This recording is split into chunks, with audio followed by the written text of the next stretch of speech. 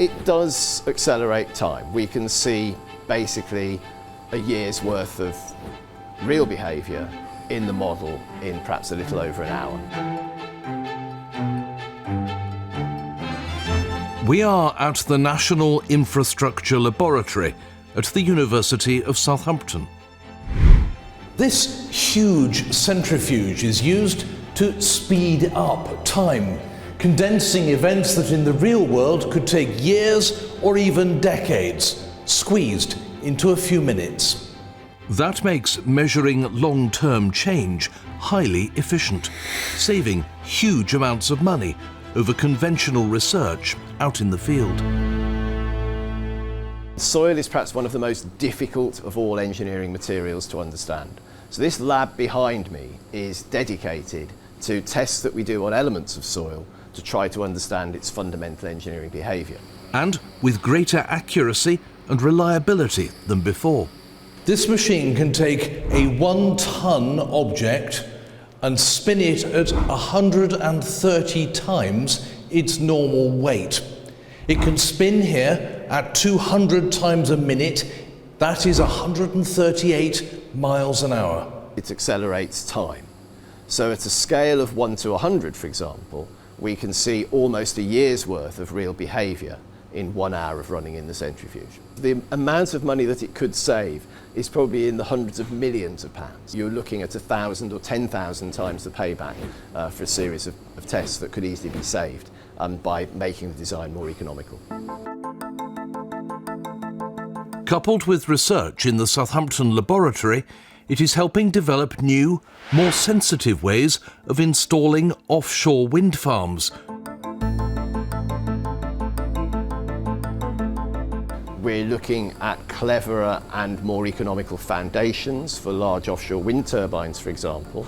So we've got a significant activity which can use the geotechnical centrifuge to understand how those foundations behave, and again how they can be designed not only more economically in cash terms, but also more economically in carbon terms. The giant turbines are mounted on huge piles, hammered deep into the sea floor. Now, new ways of securing them in soft material are being tested. The thing about the pile is that when you install it, it has to be hammered in, and this requires quite a high vertical force. It's also very noisy, so it causes a lot of disturbance and distress to marine life, so fish. Whereas with the screw pile, this can be installed in the ground via a twisting motion, which requires less vertical force. And it also is a silent piling technique. When you want to test these things under more realistic conditions, you need the centrifuge to do accelerated modelling. So in terms of stresses and forces, it allows us to scale up what actually occurs in the seafloor.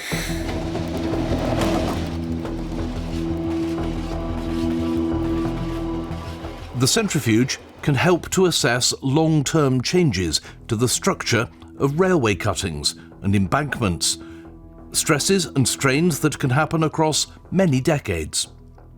By modelling what happens to the embankment, accurately predicting change, we can help prevent incidents like this.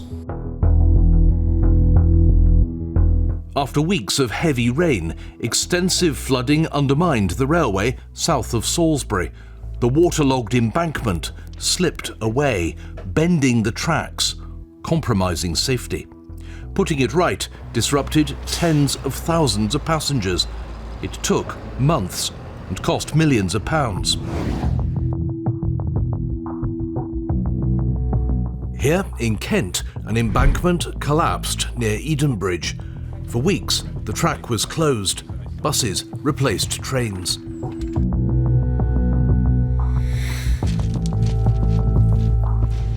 Here in Hampshire, an embankment collapsed near Alton. Engineers strengthened this Victorian earthwork with steel piles. This is a sample box. It contains the soil model that we want to test in flight. Now we can test soil structures more accurately than ever before.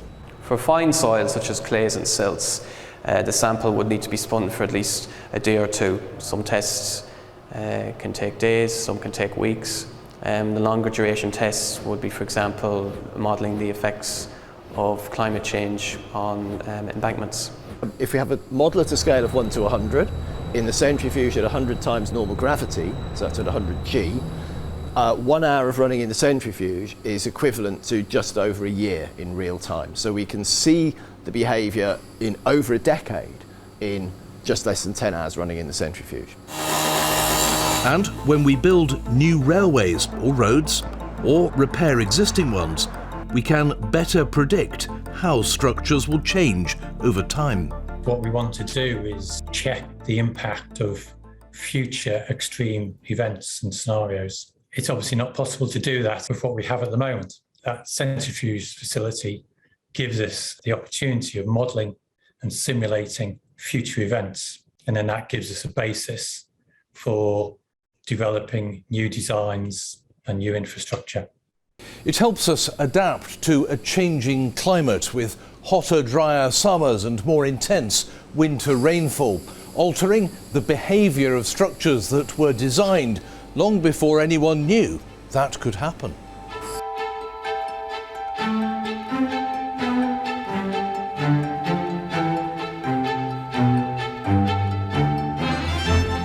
So we can simulate climatic changes in the centrifuge. We can simulate rainfall, we can simulate surface waters, and that's one of the exciting things that we'll be able to do, because nobody's really had to investigate that before. As we go forward and we see the impacts of increasing climate volatility, we are potentially seeing more failures of earthworks because of the interactions with rainfall and surface water. So we can investigate how that's going to pan out. We can develop new ways of doing the analysis so that infrastructure owners and designers can make sure that their cuttings, embankments and so on are safe for the future. But with climate change, we have the opportunity and the potential to look at how projected changes in climate will impact on our infrastructure without waiting for it to happen.